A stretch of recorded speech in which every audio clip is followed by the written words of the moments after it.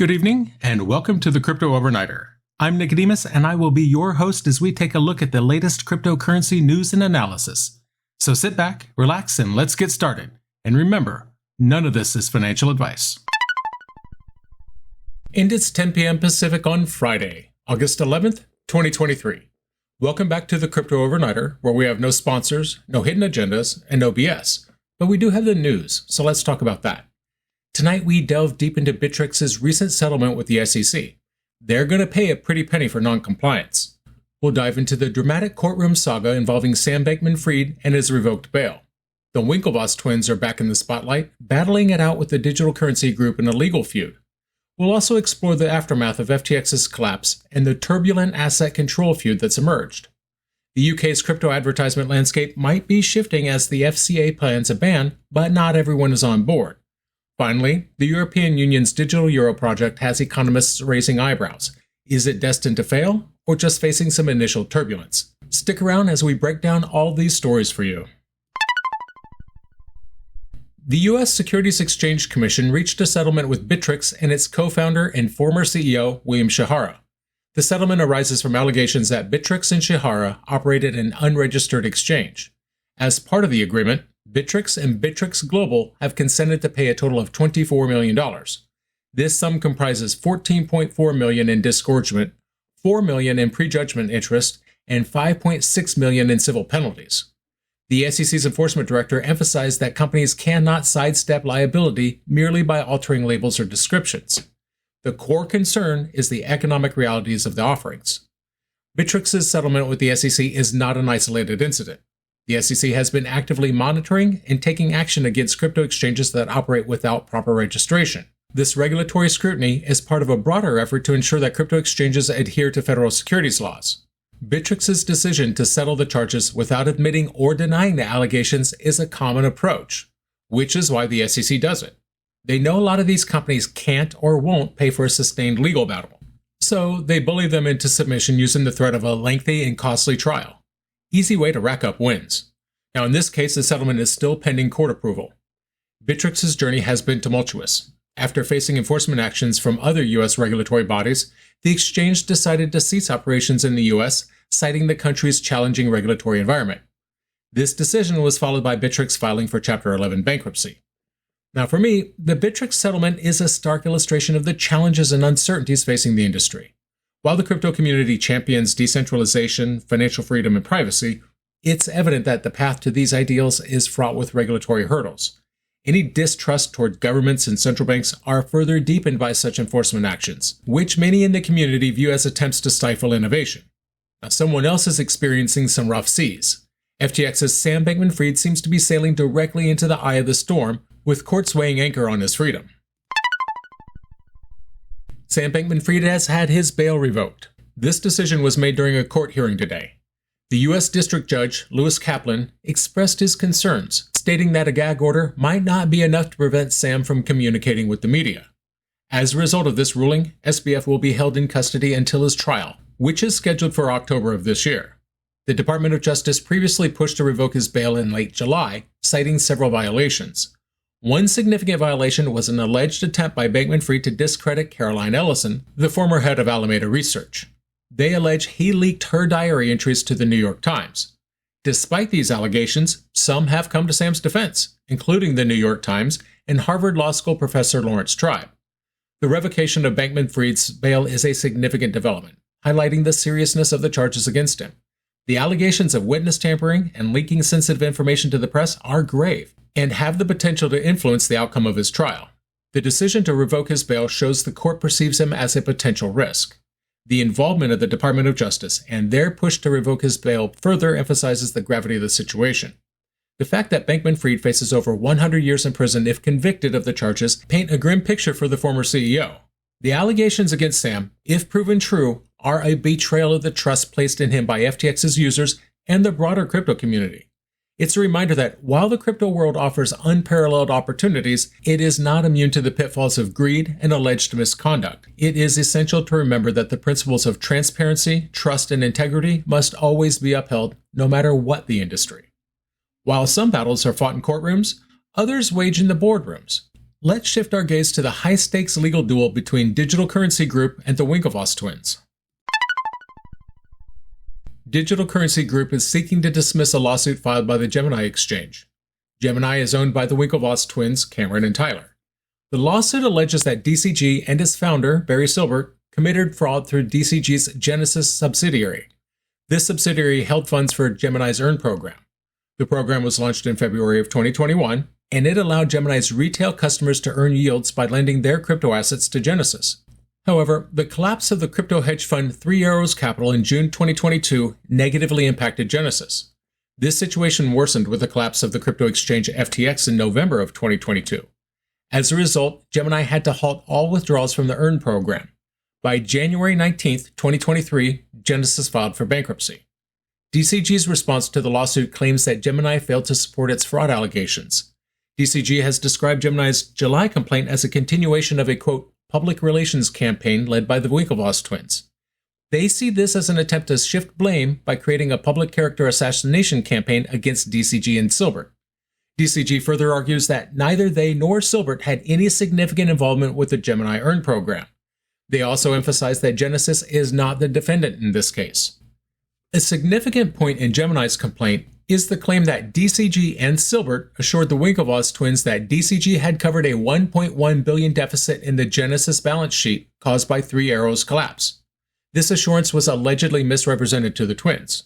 The ongoing legal battle between DCG and Gemini highlights the complexities and challenges in the crypto industry. The Winklevoss twins have been vocal about their grievances, emphasizing their belief that DCG's actions were misleading and detrimental to their clients. The aftermath of FTX's collapse continues to unravel, with disputes over asset control heating up. Will there be a resolution or just more turbulence? The cryptocurrency industry was shaken by the collapse of FTX and the downfall of its founder. This crash of a billion-dollar empire has had significant repercussions on the market. Recently, FTX administrators voiced their concerns against the creditors panel, responding to their criticism of the estate's reorganization program. This ongoing dispute has cast uncertainties on the negotiations involving stakeholders. The aim is to implement a restructuring plan to address the massive $8.1 billion FTX owes to its customers. FTX administrators have countered these allegations, emphasizing their collaboration with the committee's professionals over several months to draft the plan. The core of the disagreement stems from the draft reorganization plan submitted by FTX's new management team under CEO John Ray III. On that same day, the official committee of unsecured creditors alleged that the plan overlooked their suggestions without any discussions on the plan's terms. FTX administrator refuted these claims. They highlighted the extensive collaboration with the committee's professionals to develop the draft plan and terms. FTX's legal team has also pushed back against the committee's complaints.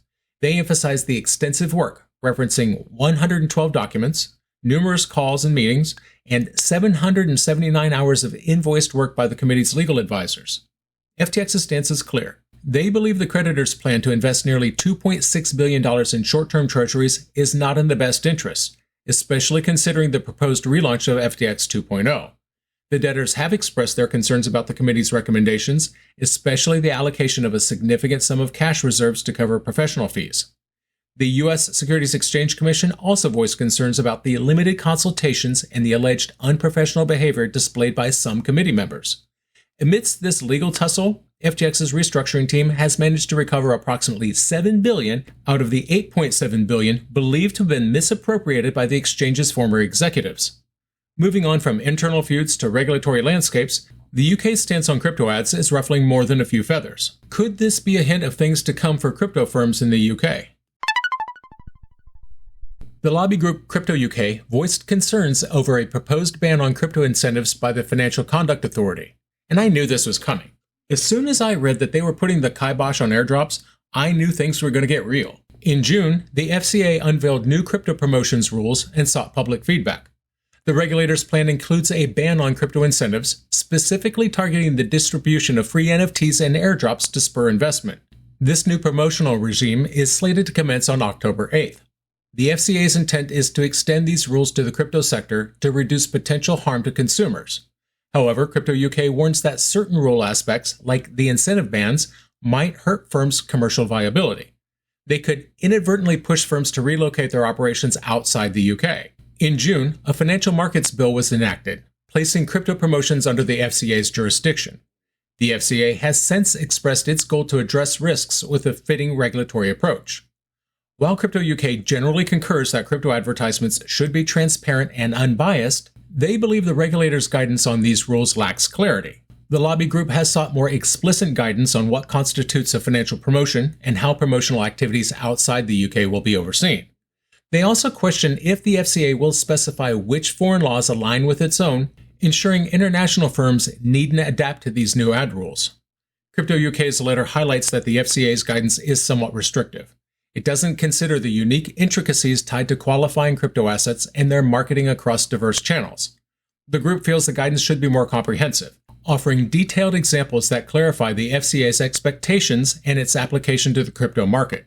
Furthermore, the term qualifying crypto assets itself seems ambiguous, and Crypto UK is pressing for a clearer definition. This move by the FCA might be seen as another attempt by governmental bodies to control and limit the growth of decentralized finance. The potential exodus of crypto businesses from the UK could be a testament to the challenges of overregulation. It's a reminder that while innovation should be regulated, it should not be stifled. The crypto community's call for clarity and fairness in these regulations is not just about business, it's about the future of finance. While we're on the topic of regulations, the European Union's digital euro project isn't without its critics. Is the digital euro a beacon of progress or just another ship destined to sink? European economists have voiced concerns about the digital euro project, suggesting it might fail due to its design aimed at protecting intermediary banks.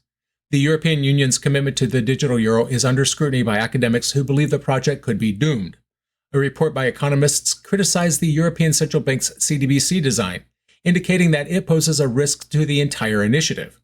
The design choices of the project have raised doubts about the ECB's objectives and strategy. The report's authors pointed out that the design option chosen by the Governing Council reduced the digital euro's appeal. These options include holding limits for consumers and even lower limits for merchants. The ECB considers these features as permanent. University of Bern economists Cyril Manet and Dirk Nijpelt have questioned the ECB's objective to protect banks and their business model. This raises concerns about potential conflicts of interest, especially when intermediary banks are responsible for deploying the digital euro. A significant portion of banks' profits come from payment services. Therefore, banks might not be interested in the success of the digital euro unless related services, such as onboarding or wallet management, prove to be profitable. The ECB's plan to impose a negative interest premium on the digital euro during financial stress could diminish its appeal to intermediaries. The digital euro might be perceived as inferior in terms of convenience and privacy, which are essential drivers for adoption. The best private sector solutions for retail payments will likely outperform the digital euro in user convenience. Moreover, many European citizens have limited trust in the ECB when it comes to privacy and censorship resistance. The digital euro is still in its design phase, with the earliest possible issuance slated for 2027. Despite these concerns, ECB executive Fabio Panetta has stated that the digital euro is a necessary step to ensure the monetary system keeps pace with digital advancements. However, the digital euro faces significant hurdles. The ECB's implicit objective to protect banks and their existing business model could undermine the project. The digital euro could foster competition in the payment sector, reduce the social costs of liquidity provision, and address too-big-to-fail problems. However, the ECB seems to prioritize the status quo, which could sacrifice the digital euro's potential. While the digital euro makes promises to revolutionize the payment landscape, its current design and objectives might hinder its success. The ECB's commitment to protecting banks and their business models could be at odds with the broader benefits the digital euro could bring to society. As the world moves towards a more digitized financial system, it remains to be seen whether the digital euro can live up to its potential or if it will be another missed opportunity in the evolution of digital currencies. The enthusiasm for cryptocurrency remains strong, and any missteps with the digital euro could further fuel the distrust in central bank digital currencies and governments. The future of the digital euro hangs in the balance, and its success or failure will undoubtedly have significant implications for the global community. So, what happened?